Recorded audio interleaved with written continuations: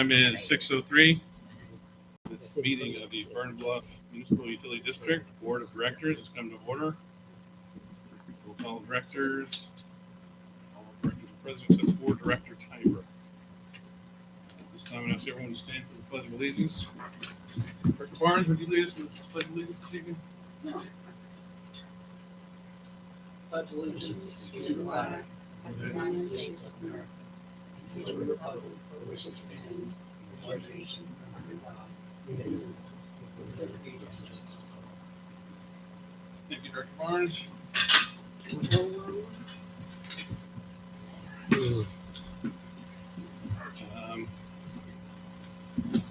of the meeting, we usually do citizens' communications. Do we have anyone who wishes to speak this evening? Citizens? Going once, going twice, okay. Let's jump to, since we have our landscape person here. Brian, go ahead and give us your report, please. Well, I guess since the last time that we came up here, we have completed the playscape mulch installation at all the parks.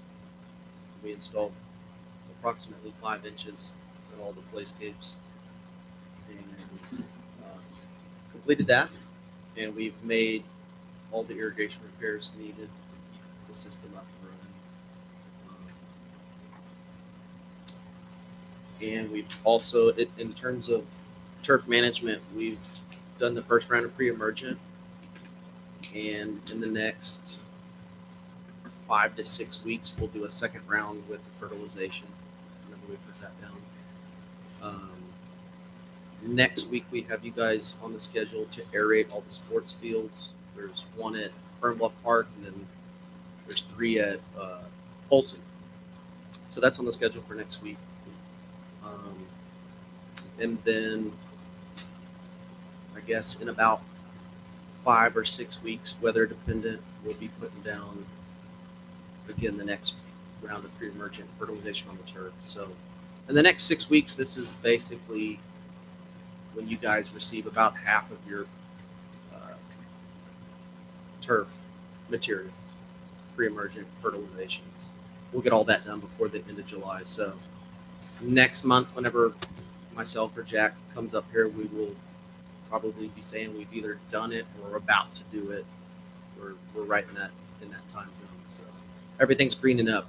We're also about to do next week. We're going to do our first round of post-emergent. So everything will be greening up, but you'll see some brown spots as we go and spot treat those areas, and we'll retreat that in 30 days as well. So again, might be the same week as next month's meeting.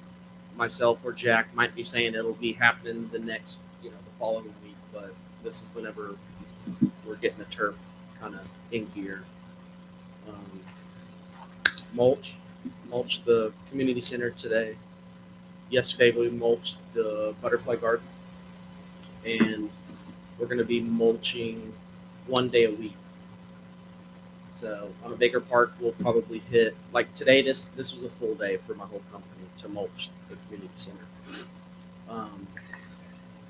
Sometimes I don't have the whole crew working, so it'll be 1 day a week. We might do small cheetah, we might do big cheetah, we might be able to get to 2 of those in the same day. Olson usually takes a day, so we're gonna, in previous years, we've kind of like tackled everything all at once, but right now, this year, based on my labor, it's kind of beneficial for us to do it a park at a time, 1 day a week. And we're kind of focusing on the areas that don't have a whole lot of oak trees right now. So oak leaves are going to be dropping. I don't want to like blow all the mulch out of the bed. So that's kind of why we did the butterfly garden. We'll probably do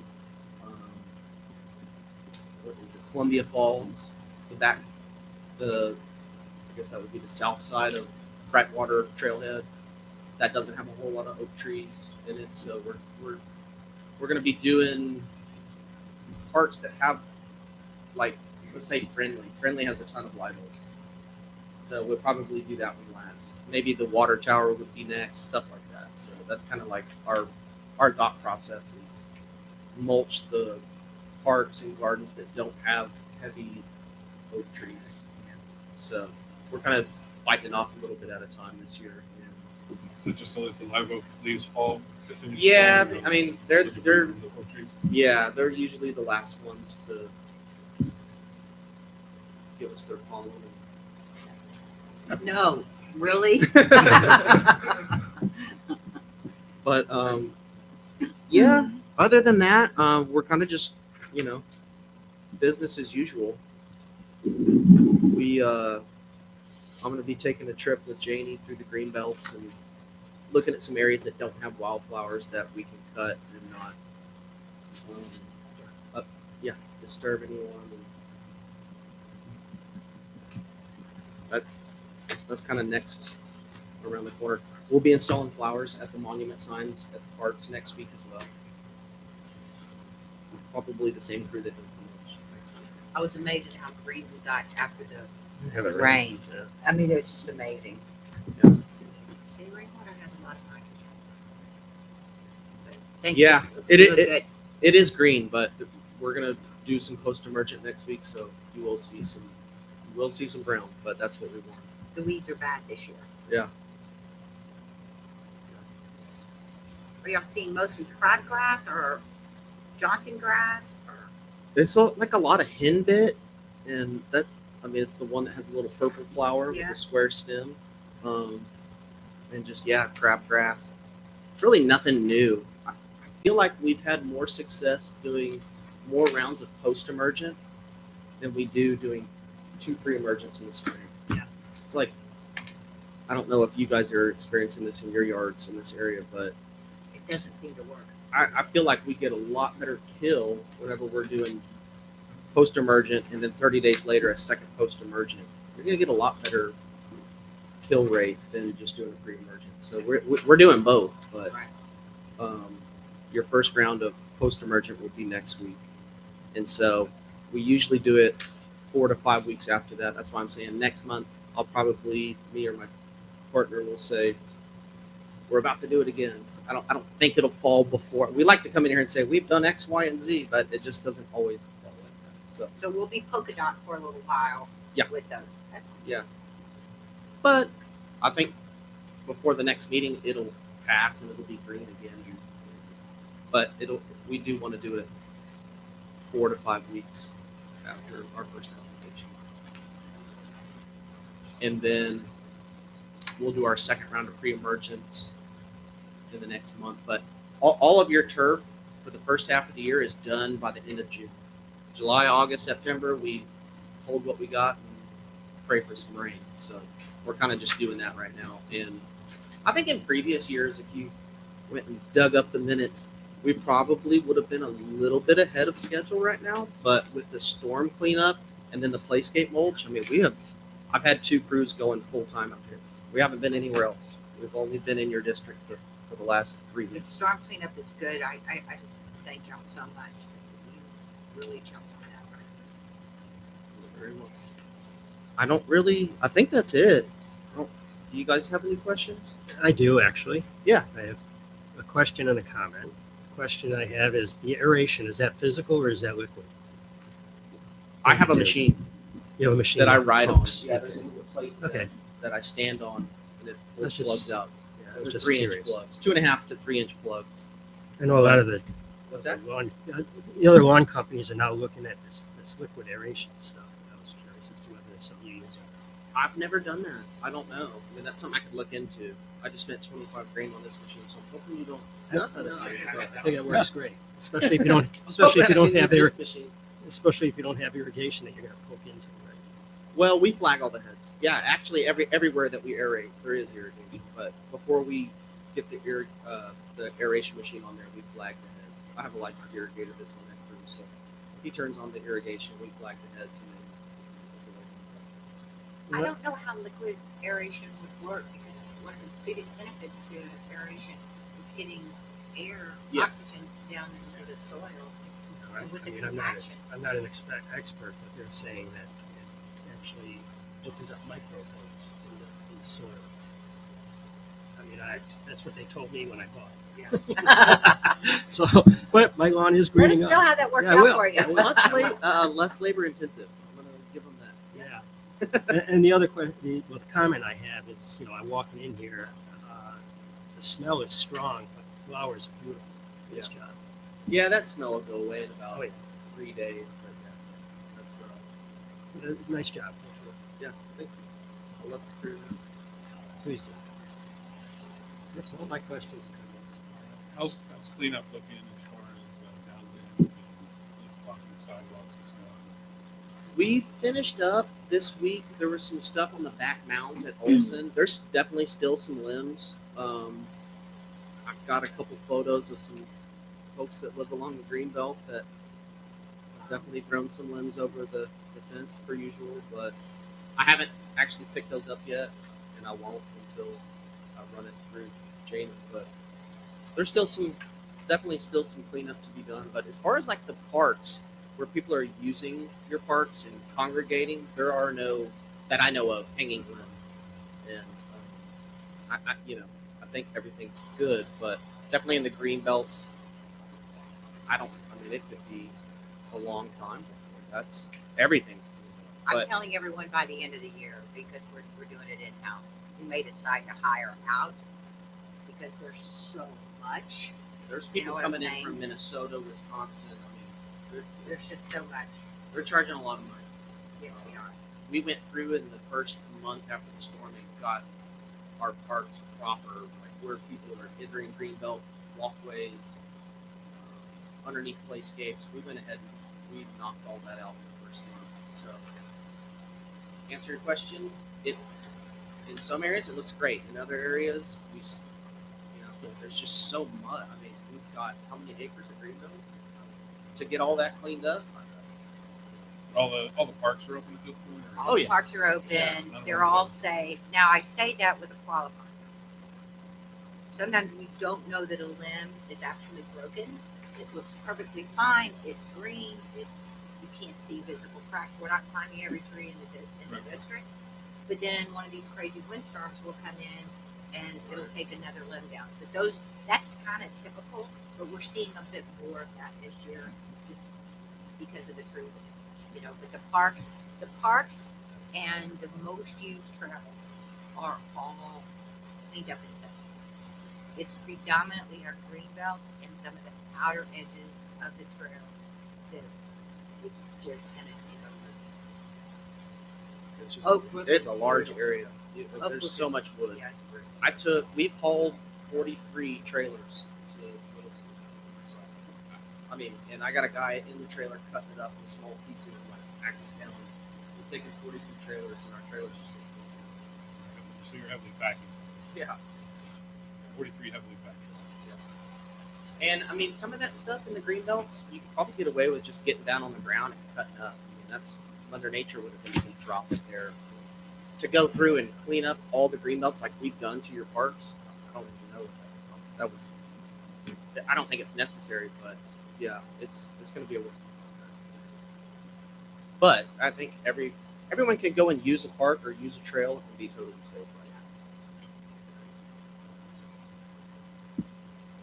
now. So that's all the questions. Thank you for your report and thank you for all this hard work and You're very keeping our welcome. parks safe.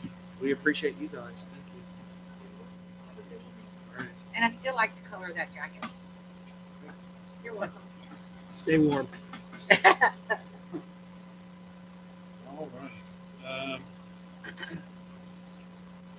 Next item on the agenda, jumping back into the regular order here. Item number 5, we have any items to be removed from the consent agenda.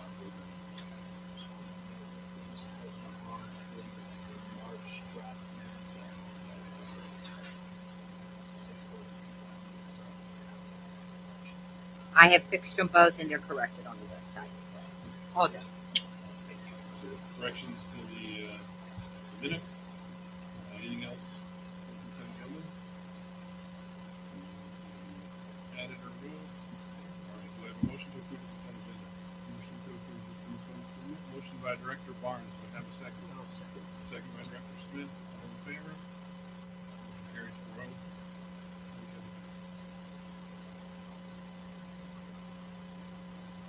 Next item up on the agenda is agenda item number 7. And this is a hard one. Director Joe Tiber has submitted his resignation to the board. Joe has served 19 years on the board of directors for Fern Bluff. Doing great work. He was instrumental in getting us initial contracts with the Williamson County to have deputies patrol our mud areas every month. Joe, 35-year career with the Air Force, rising to the rank of Lieutenant Colonel before he retired. With his service in Vietnam. One of the projects he worked on was for aircraft. They had a bunch of paper, maps, and everything. Joe was tasked with getting that all into electronic form in a tough notebook that would withstand anything. So he got that into a laptop, hardened laptop, for the Air Force. In his last project. Joe married in 1964 to his wife Beverly, to whom he was married for 52 years before he passed away in 2016. And they have 3 kids, and all of them are in the Austin area, adults now. I know Joe was proud of his career, his family, in service on the board. The Air Force and the board, that is a lifetime of service. So, one other note, Joe was instrumental in the establishment of Veterans Park.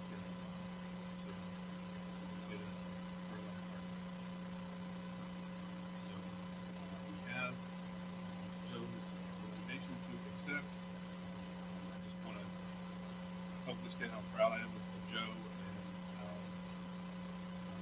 amazing he is for his lifetime of service. I just appreciate his service. So we have a motion to accept the resignation of Director Joe Tiber. I'll make that motion. Motion by Director Smith. I will second it. All in favor of accepting Director Tiber's resignation? Motion carries 4-0. Does anyone else have any words they want to say about Director Tiber? Just, I will miss him. We will miss him. I miss him. I've really known him for a short while. I really like the fellow. I thought he was instrumental, like you said, and some great things here at the mud in the district. So I'll miss him. It is one of the reasons our parks look as good as they do.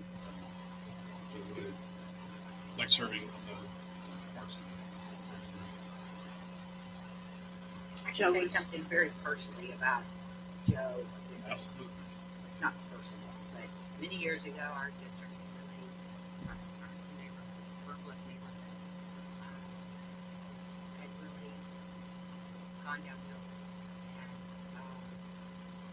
Joe met me over at Veterans Park, and because the mud wasn't, or had chosen not to be the first. He met me over at Veterans Park, and just very heartfelt. Said after this whole little neighborhood, and he's flat said, my heart breaks when you're not for people. Your neighborhood needs help. Tell me what if you work. And he was a huge advocate for us. He was professional leader back in the time. My feeling is that same time. So just on a very personal basis, because I live there, I appreciate that. Step down. And I obviously work with a lot of people.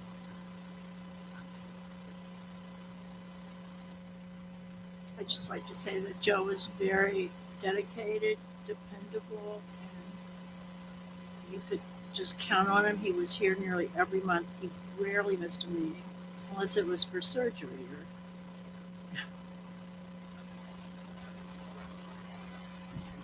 It's with sorrowful hearts. My heart is one. Everyone at some point, their service has to be with him. We appreciate that. No one will ever be as equal.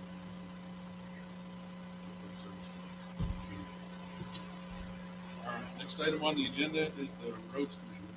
New report on roads. Nothing new on roads, but I'll have an update. It's kind of associated with roads. Nothing bridge project on this. I think I saw a notice that the Land Springs is going to start this summer. Yes. Just saying. Yes, It's gonna start this It's gonna start this summer. They're really trying to get the bridge project substantially complete before they start working these roads. So that's kind of what's going on right now. That'd be a lot of construction on So Swanson. they don't want to impede traffic. That's right. Have they, let's see what I was looking for. Have they, keeping up with us in terms of the land? All done. Signed, sealed, delivered. We got the check.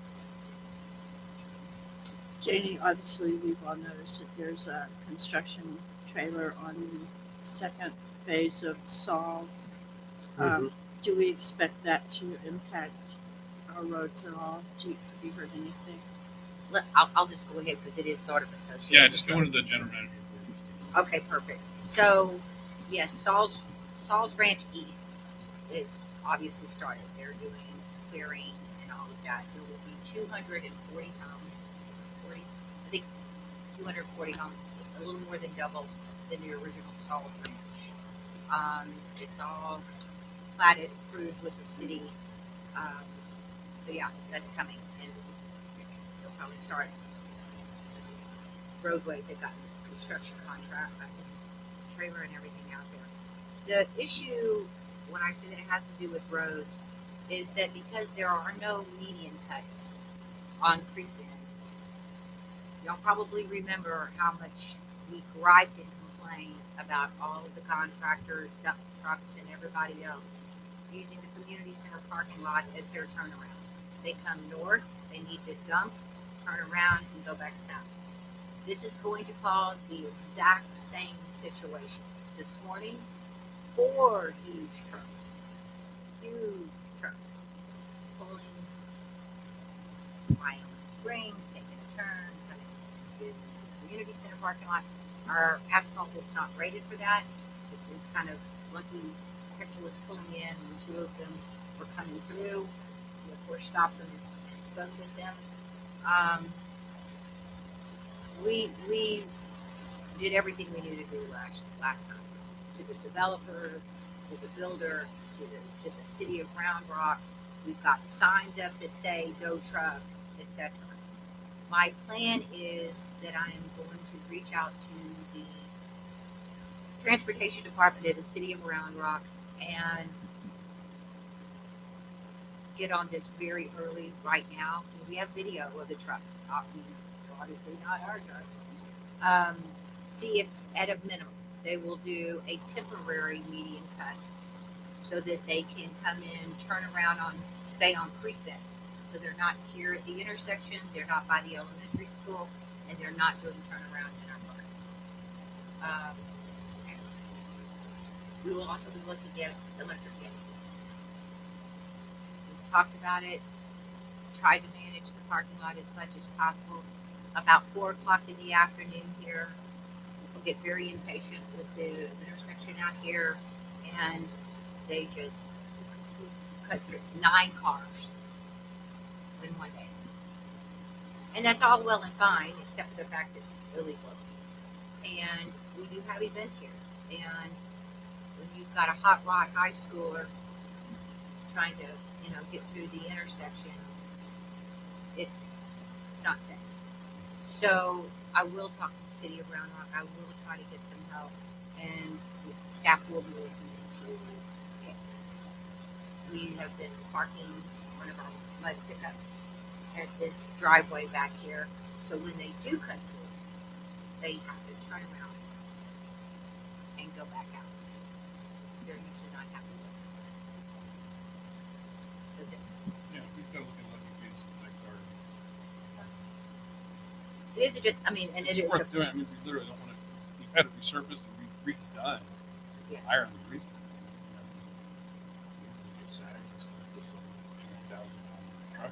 And that's what happens. It cracks it, then it potholes, and they also jump over our curbs. This is it's not a good solution. I understand why they do it because that's what's easy for them, but it's not right. It's illegal. So if we do electric gates, that's something that we're gonna have to put out bids, right? Absolutely. So, so Zach, can you go ahead and give Jamie the purview right now to start putting out bids for the electric gates? Because that's only going to, all of that mess is going to only increase over the course of the next 2 years. 3, 6, 2, Yeah. these next couple of years, because as they start doing this stuff, then 100%. no one's going to want to mess with that. So I'm saying, let's go ahead and let's get it done. We will. I'll jump on that. Jeremiah, we already have a couple of possibilities, but we'll get out there and find out what would be the best options for us, because it's very complicated. Our customers, especially in Stone Canyon, like to just come down here, come up the back driveway. You know what I'm saying? Instead of having to go and do this loop.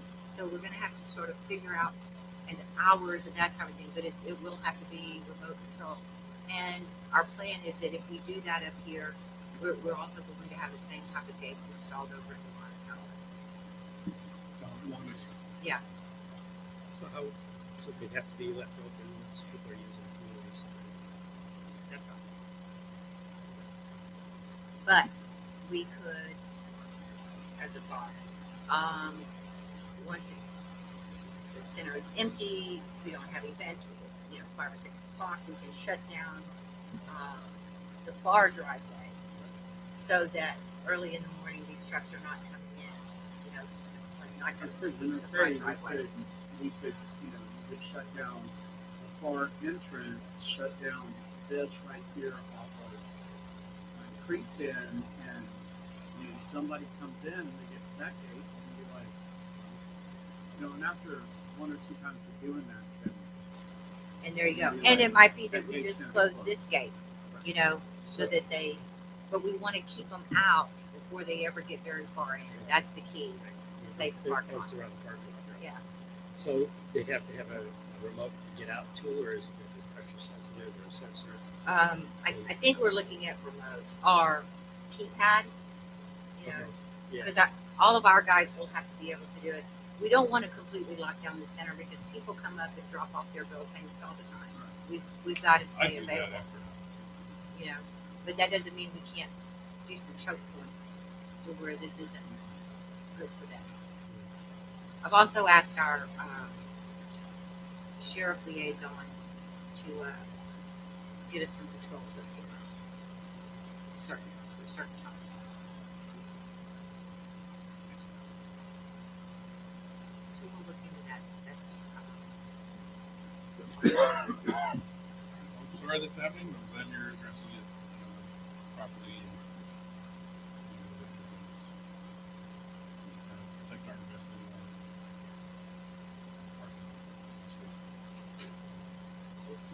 Anything else for? Oh, the General GM manager report, let's see, it's on page 27.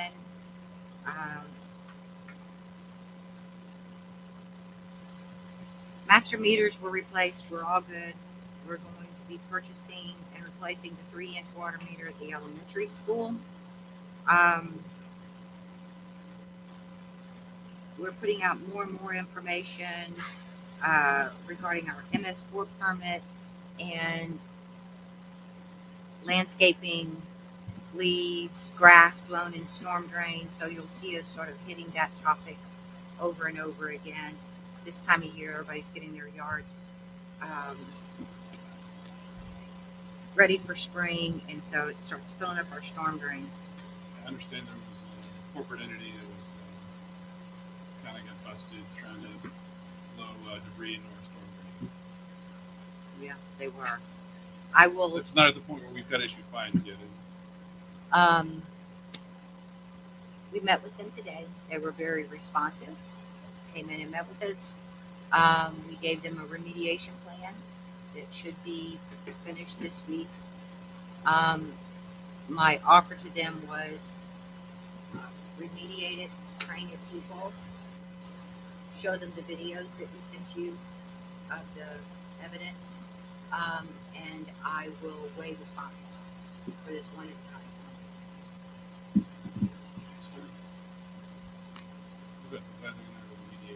because they've got to clean quite a bit of drainage.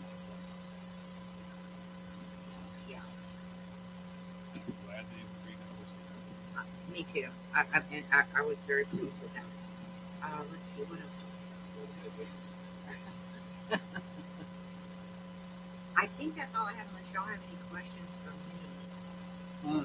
My only question is, so on your GM report, there are those couple lines that talk about the do not blow leaves and Yes. put anything into the curb cuts, anything like that. So I don't remember, which, by the way, and this may be a little bit ahead of game, which, by the way, great job on the, what was it, Q2 newsletter. Thank So you. good job on that. My question is, I read it, but I've also slept since then.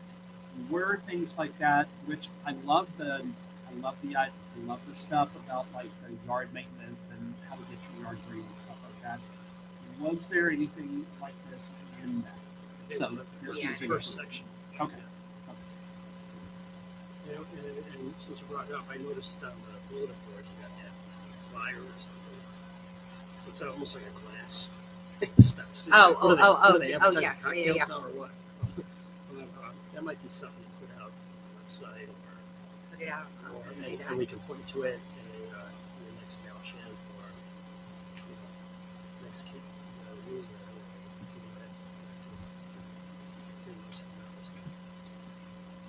You got great stuff. All the time, but Well, I drove by so many times I had to stop and figure out what it is. But that might be just something we can link to, is, and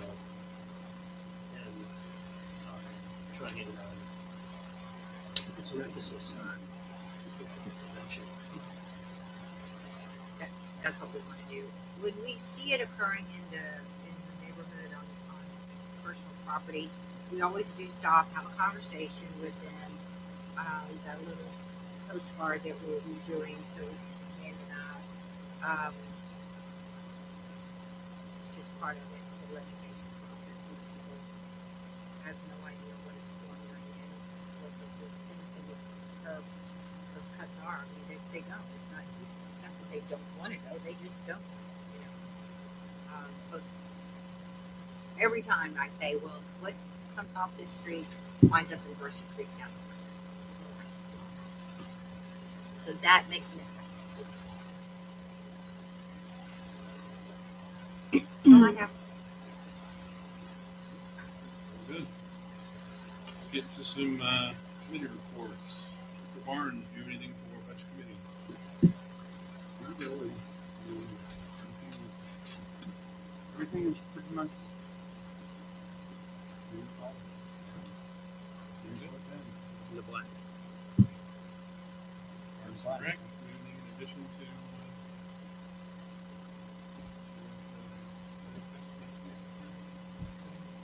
I'm sorry. Anything else for Parks and Recreation?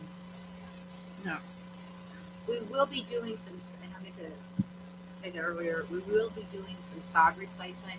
You know, this is just typical. Hey, it happens in your yard, but it certainly happens in parks. It gets pressed and spread out. So we're going to very carefully in the areas where we know it's going to wind up being a mud hole. We're going to do some sod replacement in those areas. Each park's going to get a little bit. Olson's got more area in Fern Bluff. So we'll be doing that this next month as well. One thing that I wanted to add, so, and Jamie and Jessica, this may be something that we need to meet together about as far as when are we looking at, what are we thinking about as far as starting with some of the playscape stuff? I was planning on being there, quite honestly. Weather put a hitch in our giddy up, so we do need to circle back to that. I would love to set up a parks meeting. Let's look at different. Do we want more traditional time? Do we want to look more updated?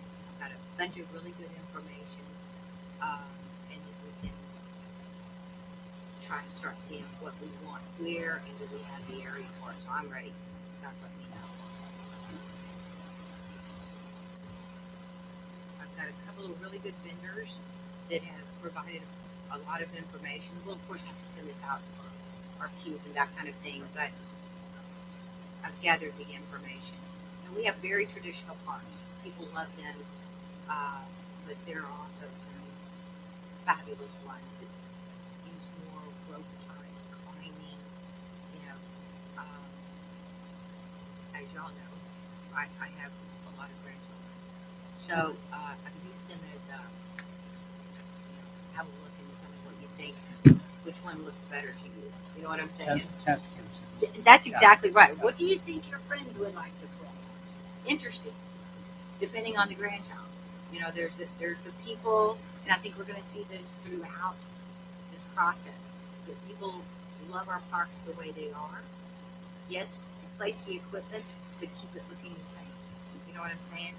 So then there's going to be others that will be you know, very open to changes and updated look in that kind of thing. We got a lot of good data from We the did.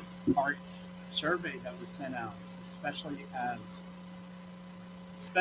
the ages of kids and families are starting to change in the area and stuff like that. So, One of the things oh, you sorry, go ahead. one of the things you can think about doing is once you guys in the Parks Committee, you know, you can take the traditional option and maybe something that's a little more modern or traditional, whatever, and we can actually put a survey together that says choose A or B. What do you think should be used, A or B? We can actually Once put we get down pictures to our final choices. Yeah. and then let the people decide. You know, so we're doing what they're asking. Food for thought. One of the things we are going to have to think about is, again, the surface on the tennis court is falling apart. We've talked about this over the last 10 years. We can keep resurfacing it. It's not terribly expensive. I can probably get it all resurfaced and repainted and everything for about $20,000. But we are really at the end of the life on those asphalt courts. I mean, we want to put this out. We want to put it into our park plan for 2 years from now, but it's going to need to be completely replaced. We can then go in and put in new asphalt. There are those players that love asphalt over concrete, but I will say concrete stands the test of time longer. But there's good and there's bad with all of it, especially with weather extremes. But it's on my list to go out and get a contractor to come in and get us on the schedule because it's cracking. And as a matter of fact, it's kind of bubbled up, so there's space in between, asphalt, what was there before, and the new or the last surface we put on. And this is what happens because it doesn't stay flat. It sounds like it's going to become a safety issue. it seems like we just did that. And we didn't just do it. If I'm thinking, it's been 4 years, 5 years. Um, And the Texas sun has Um, Oh yeah, it's brutal. Yeah. that could definitely be something that we talk to the people who are using the tennis courts, the ones who have gotten the key fob to use the tennis courts, and some of the people that use them, what would they prefer? Would they prefer one or the I have, other? Okay. and it's again, Some like this and some like that. that's exactly right. I just Yeah. want to play tennis. They just want to play tennis. They want the lights on. They want to play tennis. That's exactly Okay. If we're going to do that, like the start doing the tennis courts. right. That's on my list. Can we do it? And, yeah. We did that. We don't supply the net. Right. Stripe. So we do 2 games on either side of the tennis court. I can't believe that's such a rate that it is. I'm amazed. Yeah. The club and the courts are always busy. It's just like, That's good. Get them out of the house. Just, Are doing sounds it. like you're on top of that. So Zach, if talking about like the park equipment, stuff like that, if we met the Parks and Rec committee, if we met and we decided, hey, this is what we want to do, are we able to say, okay, Jane, go and start getting bids for this, or does that have to come back to the board member? I mean, that's kind of the point of having your subcommittees, is so you all can have those conversations. Okay. Never come home to revision, see the bids or proposals or anything. As long as the ultimate contract or effective approval.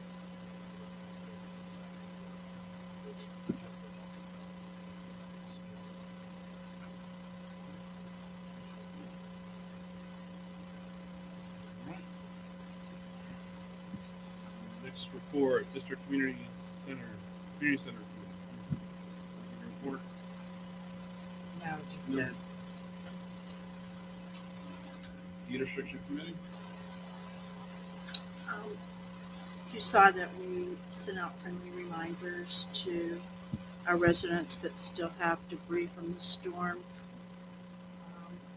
Our goal is to work with everyone and help them in any way we can. Just provide information if they need it, but it does need to be managed, and we've kind of been working with everyone around us, all the neighborhoods, and letting everyone have the time they need. We've allowed 60 days. So after 60 days, homes will be subject to deed violations that still have debris. Is any of it an education issue at this point?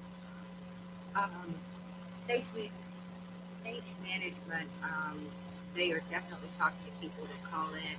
I can honestly say the majority of the homes that still have either debris, down trees, or whatever, not all of them, but the majority of them are rental properties. So we're doing our best to reach out to both parties, and now we're sending emails as well. People seem to read emails far more than they check their mailbox. So that's going to be a challenge because we have an awful lot of owners that live in California predominantly. They're out of state, but we're just taking them one by one and letting them know. I don't know. I assume that it could be a conflict between what the rental contract says. If it says maintenance of the property or the yard, they may be saying, wait a minute, mowing the yard is not the same as, paying to get rid of a 6-foot pile of debris. I don't know, but I think that could be it.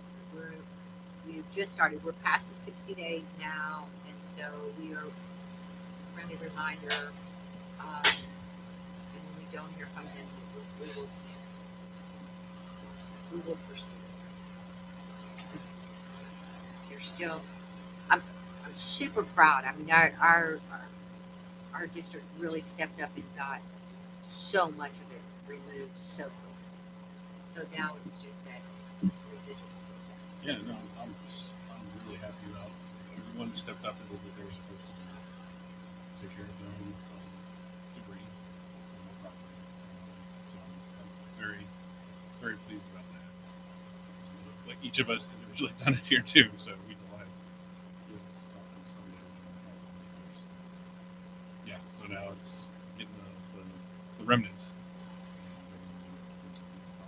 Well, and there's some, misconception too. We have a Round Rock address, so they assume you're in the city of Round Rock. Yeah, that's why I asked if it was still an education issue. I imagine there's some of absolutely that is. still.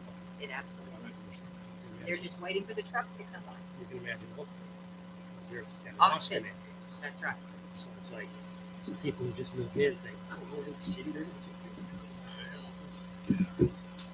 It's terribly sad because some of them very early on, responders got out and these companies came in and, got everything safe and remove some of the, smaller debris, but then put the big trunks and the at the street and told them, y'all leave, we're going to leave that there because the city's going to come by and pick up all of them. So yeah, that was not. Up until the bulk pickup, I know we still had people in the streets around us with they had big piles of stuff, but they had cut it into 4-foot segments and tied them on. So I think, and I know I educated a couple neighbors.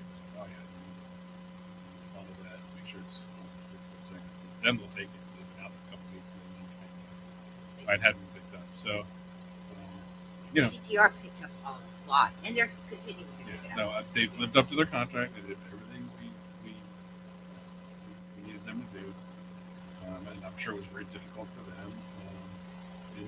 In an inflationary environment, frankly. So That's true. everyone, I'm just so proud of everyone in the neighborhood and our contractors. Everyone did the right thing. Security committee. I have no security committee updates. Communications committee. Well, as you saw, or heard, the newsletter went out. Hopefully, everybody's seen it. It went out by through the mud. I know it was went out on our town square as well as open Facebook group. So all we need to do now is start thinking about second quarter newsletter. So we've got a couple of months to start gathering some hot topics that we want to eliminate our residents with.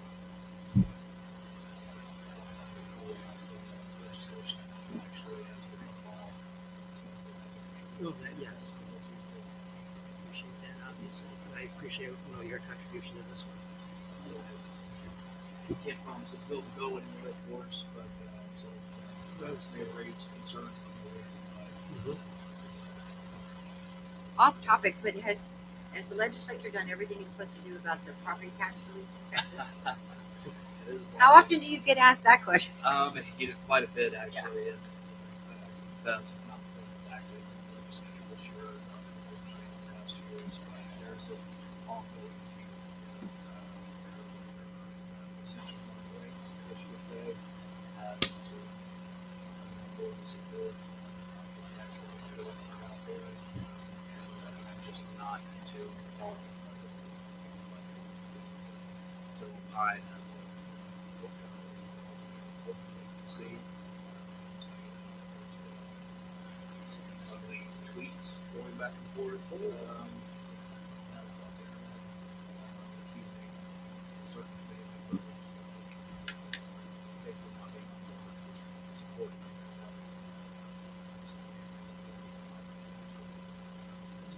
it's high school. Steroids over there. This time,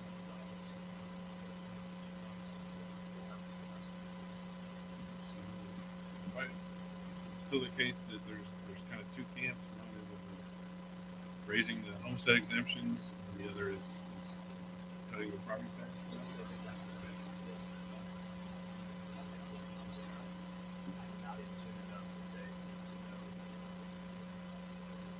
ultimately the gavels each chamber carry the day.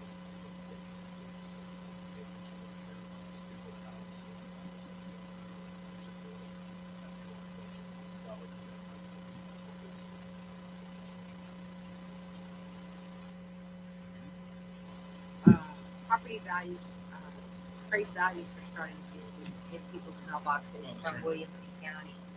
And I read,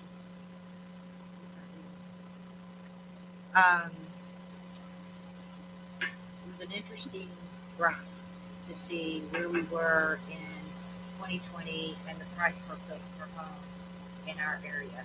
Oh, I think it may have been in the community impact. And the steep climb, all of our homes, the value of them just skyrocketed. And we're now below price per square foot than we were in 2020. Not by a lot, but it had gone from like 240 a square foot. Get those numbers well up, and now we're down to like 210 a square foot. Even though the appraised value overall has dropped, people are still seeing an increase in their taxes because they've been capped. They got capped last year at 10%, That's correct. and so everyone is well under the assessed value, I guess. That's right. They're capped at that 10% Right. increase every year. But that's one of, you can see it. We had applications galore coming in, people selling, moving in, moving out. I mean, it was hard to keep up, especially in 2021. It was just faster. But it's very much leveled off, slowed down. Interest rates affect that, obviously. But home prices have definitely leveled up. And item 10, attorney report. Yes, Mr. President, directors, as we discussed briefly last month, my tenure with McGinnis is coming to a close. Last official day with the firm was going to be this Saturday. Thereafter, the law office provided the evidence that we're opening our doors officially. Obviously, a lot of productive communications with this board and Jamie over the last 4+ years, virtually work and getting that proposal from the firm, which is distributed, offering private legal services through the new firm.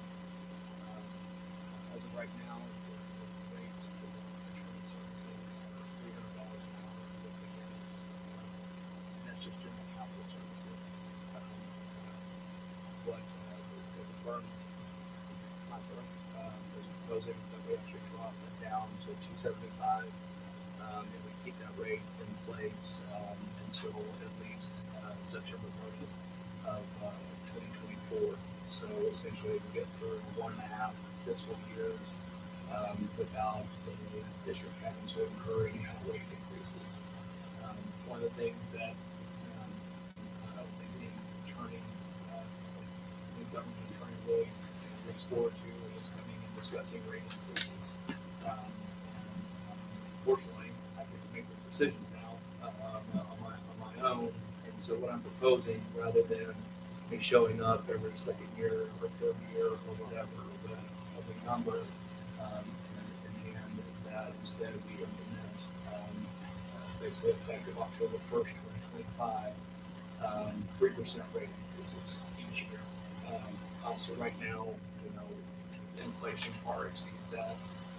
Where we're going to be in 2.5 some odd years, who knows?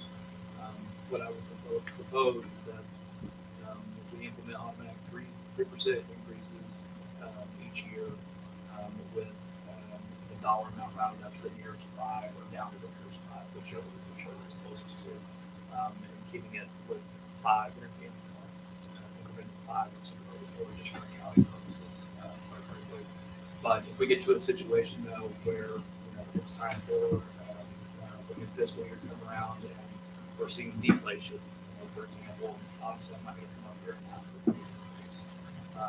But I thought that implementing the automatic increases just with the presumption that things will continue more or less as they have been the last couple of years, that it would just be an easy way for us to not have to go through that exercise, every other year or whatever.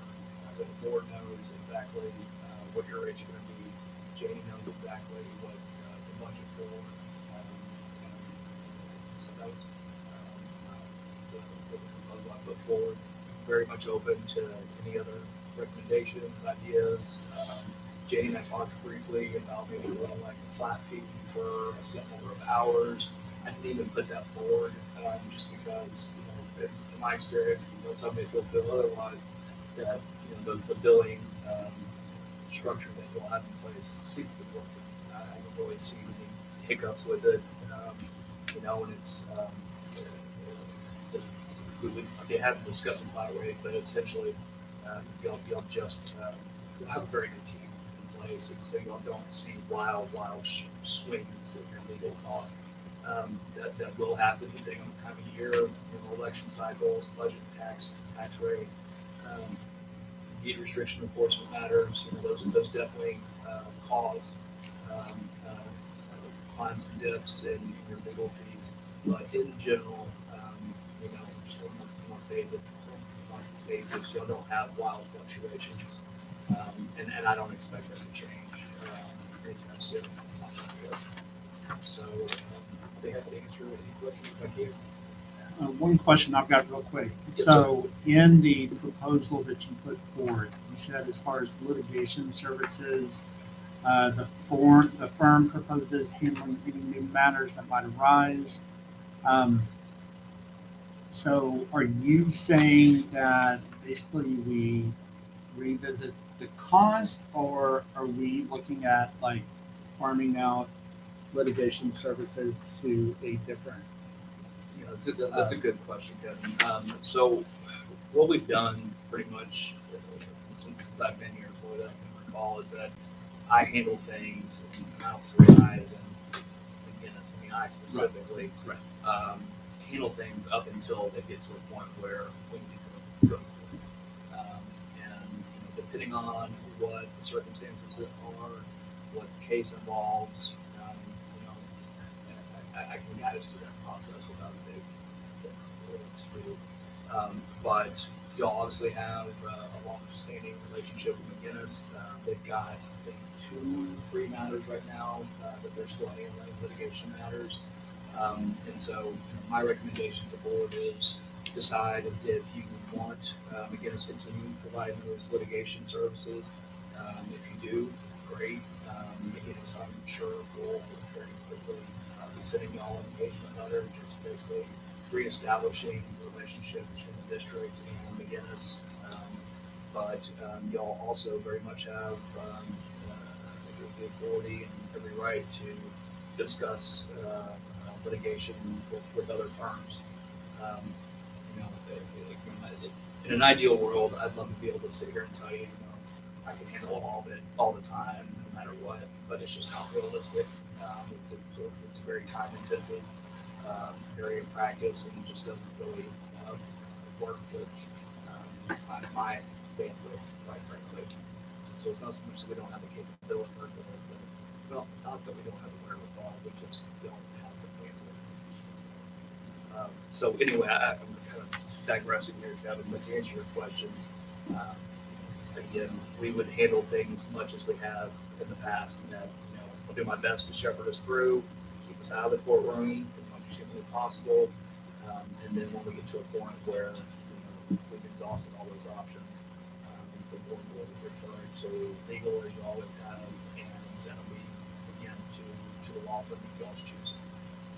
So what I'm hearing is that currently, so if accepted, the proposal would be that we keep you on for general services. Currently, you don't have any litigators in your practice, and so Just little old me. just little old you, just little old Zach with a little office, and That's it. all right. So the rate, if we were to go to litigation, the rates would be different anyway. So anything that I'm working on for you is going to be the same rate. Right. Litigation, general counsel, etc. But absolutely, if y'all engage another firm, it's going to be completely up to the service agreement that y'all work out with that firm, whoever it is, whether it be McGinnis or any other firm.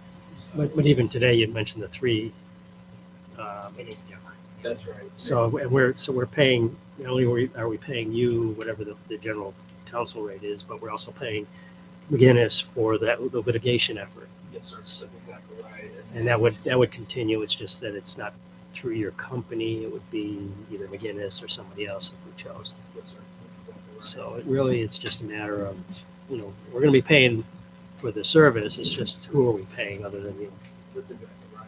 And the relationship between myself and as your general counsel and any litigators that whether it be new firms or McGinnis, our relationship's not going to change different phone numbers and different email addresses, but it's still going to be handled the same way.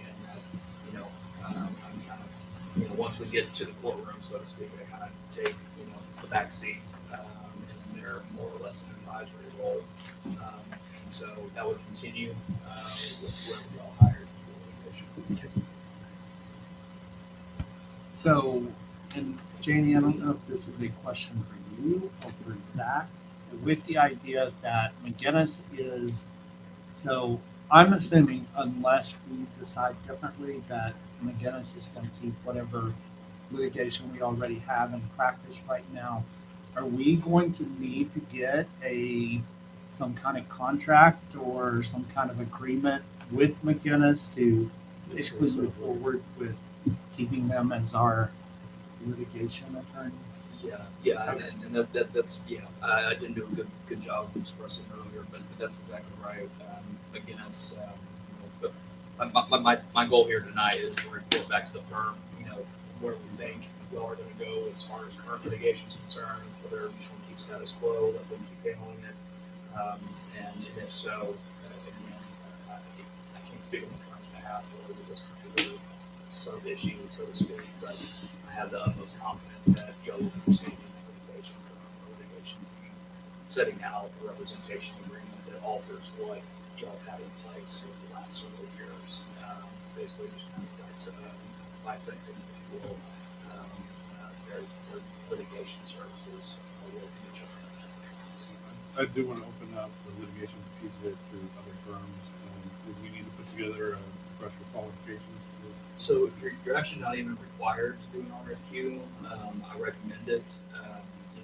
If you've got candidates that you want to visit with, then that's the best way to get that information to them, to let them know this is the type of litigation we anticipate, this is what we've had in the past, and so that way you're getting apples to apples comparison.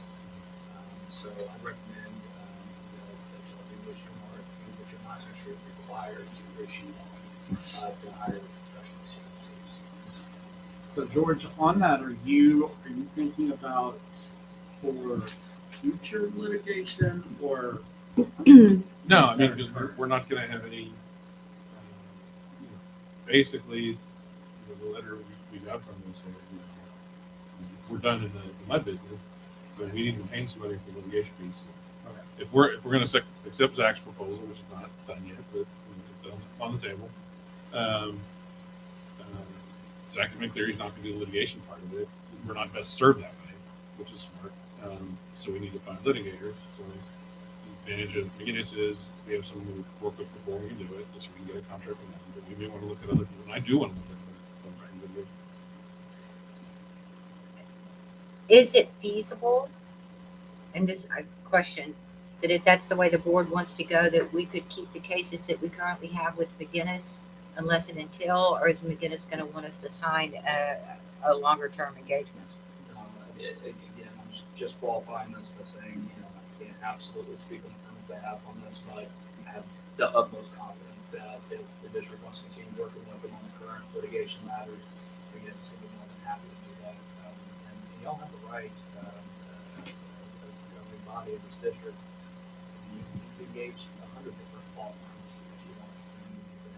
We could have a rotating list if we want. You really could. It's just totally up to You you. could say, okay, number 3 gets the next lawsuit. Okay, firm number 3 is so and so. Yeah, it's really just a policy decision, and up to y'all to decide and happy to assist in drafting an RFQ or however I can be useful. Now, another question, kind of a housekeeping kind of question. So I remember back several months ago, we were talking about, we had a proposal about new fees or new costs or whatever for storage of, the digital storage and the stuff that couldn't be digital and stuff like that. So what's going to happen, basically what's going to happen with our stuff? Yes, so it's a great question. It is always I a can tell you that when we, my team, so to speak, put forward that proposal, I had an extra associate and I had 2 paralegals. And now you got me. That's pretty much been status quo for the last several months. And so I can tell you, without any kind of qualifications, that the digitization of old paper records has slowed down long ago. And I don't think we built the district for instituting well over a year, if memory serves. But as far as your physical files and electronic files are concerned, if regardless of which firm you ultimately engage, Guinness will have an obligation to transfer your files to whoever y'all select, whoever y'all direct. And so that first round of correspondence you'll receive in February, early March, house to the law firm you're choosing. So that would be step two, I guess. Step one would be to engage the firm that you're going to hire. Step two would be to sign that letter from you guys and let them know who to send your files to. And as far as electronic versus physical files, I am going to make a concerted effort to eliminate paper as much as humanly possible, and how it's going to be paperless as I can make it. I think it's a waste of time and money to be pushing paper around in this day and age. So I'm going to do everything I can to parse down your paper records, but it's not going to happen fast. It's going to be very frank. But once you all sign, or direct Jamie to sign the file transfer letter, then Iron Mountain, the company that uses to store physical files, they will contact me, establish a date, time, and place, and they will truck in all those physical files, either to, if y'all want them delivered to the district, that will happen.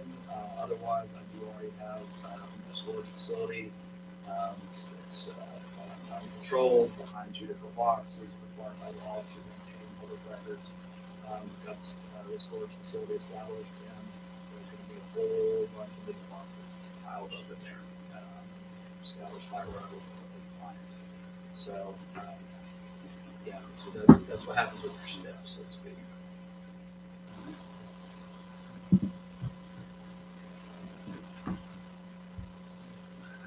I would like to make the motion that we take on Zach T. Evans Law Firm as general counsel under the current agreement as presented by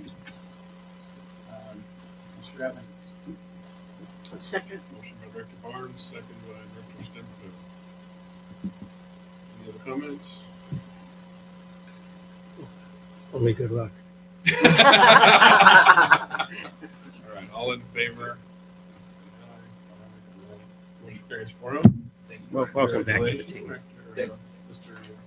Thank you. I really appreciate it. Enjoyed working with y'all, and I look forward to many more years of it. Very good. And then we'll look at the litigation piece of it. Yeah, we'll- let's get together We're gonna have to once sort of piece some of this out, and I want to, get some information from you, and we'll send out whatever we need to send out. All right, that's the attorney's report. Next agenda item, next meeting date, Tuesday, May 9th. Provide that, is that a conflict for everybody? Maybe? I think You're good? I'm good. Let me check.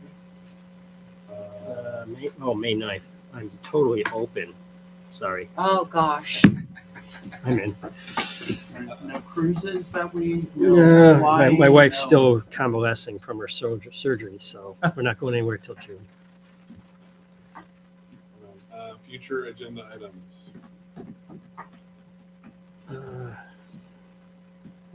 Anybody? So we I'd say do- only the Litigation piece? litigation piece. Yeah, I was just going to ask about that. Everything's not going to just stop right now, is it, Zach? No. Okay. Space. Yes. So I'm on the Guinness's clock. Until Saturday. 11:59 p.m. Saturday. And we'll wake up Sunday morning, and I'll be contacting you all under a new phone number. So everything should be seamless. So we don't have to take a vote on keeping Guinness on for those, at least for those, at a minimum for those 3. It'll remain status quo until we all decide otherwise. And the reality is, all of this, when they bill services, if the board approves those invoices, it's your de facto approval of those services continuing. So regardless of the existence of a new engagement letter, when you pay the bills, you're more or less blessing. if the board will make that. And I could reach out to Drew, or you could tell me who I should, just to make sure that we're gonna continue with those cases already. Yeah, I think, just in the interest of keeping everything as transparent as humanly possible, I should initiate an email exchange with Drew and with Jamie. Perfect. And so that way I can leave the onus on McGinnis to get that new representation letter. Okay. Perfect. And also extract myself from that conversation. Before we go, do we want to get any status on those three, or do we want to wait till next month? So they're still trying to serve the gentleman who is maybe or maybe not. Right. The one that is in small claims court, Mhm. the plaintiff has not made any kind of indication or any kind of push, so to speak. We're the defendant. That's right. Yes, sir. There has not been any efforts on the plaintiff's part to push the litigation forward. And the third one, Mark, I honestly do not recall where we're at on it, but I will think I'll ping Drew tomorrow. Yeah, interestingly enough, the second one, who was also suing Oak Brook, Oh, they really? got pushed up to district. Really? Yeah, Really? Do you know why? probably because of the amount of attorney fees that he's accrued, right? Because, we expect that if we win, which we think we will, but, you never know these days, that he's going to have to pay the attorney's fees, and whatever it is, $300 an hour. And they've racked up quite a bit, and it's been ledgered to his account. Yeah. Small claims court's jurisdiction is limited to $20,000 in controversy, so it doesn't take a whole lot of lawyering before you get pushed out of that bracket. Anyway, so I just thought I'd mention that. I don't know if it has any bearing on this, but from my It's good to know. perspective. Yeah. Appreciate the update. If you hear anything else. Now, they're coming after us for more information, but it's like, well, we've been around a long time, and this board has only been in place for so long, and the ACC has only been in place for so long. So it's like, you go back to all those records. I need you to sign checks. Oh, okay. Anyway, so if I hear anything else that I can share with you, I will. Appreciate Brings us to the last item on the agenda. Motion to adjourn. Motion to adjourn by Director Barnes. Second. Second by Director Smith. All in favor of motion to adjourn. Motion carries 4-0. The time is 7:16. This meeting of the Fern Bluff Board of Directors is adjourned. it.